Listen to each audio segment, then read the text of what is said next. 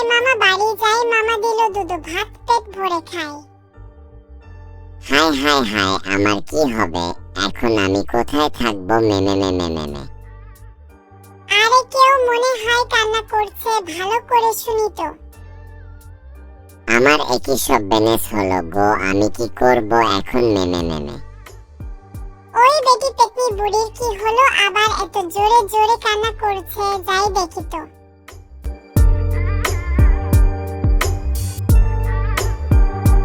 ও পেতনি বুড়ি, তোমার কি হয়েছে? তুমি কান্না করছো কেন?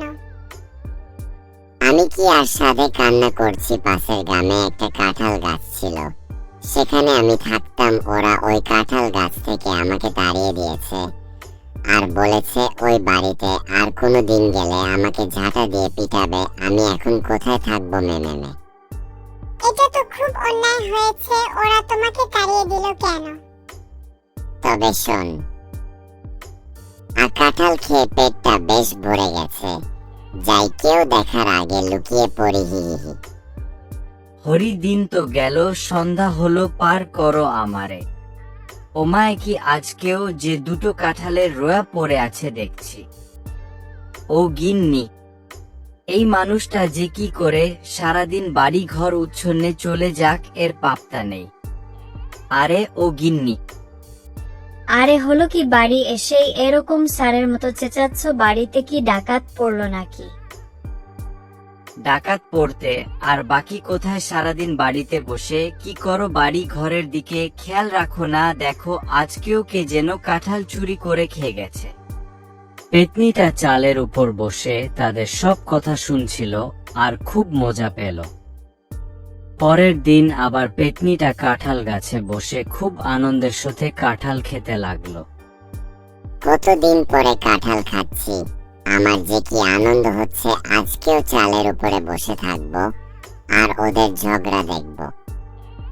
দেখি আজকে আবার বাড়িতে কি তাণ্ডব হলো। ওমায় কি আজকে কাঁঠালের রোয়ার সাথে দেখছি একটা কাঁঠাল ও পড়ে আছে। গিন্নি একবার এদিকে এসো তো। আজকে রোজার সাথে একটা আস্ত কাঁঠাল ফেলে রেখে গেছে, এটা তো আর সহ্য করা যাচ্ছে না। ওই চোরকে একবার হাতে নাতে পাই, তারপর ওকে দেখছি। আর ওই পেতনিটা চালের উপরে বসে ওদের সব কথা শুনছিল।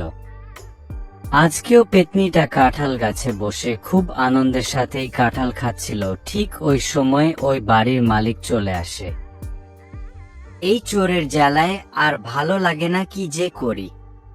আরে কাঁঠাল গাছে ওটা কে বসে আছে?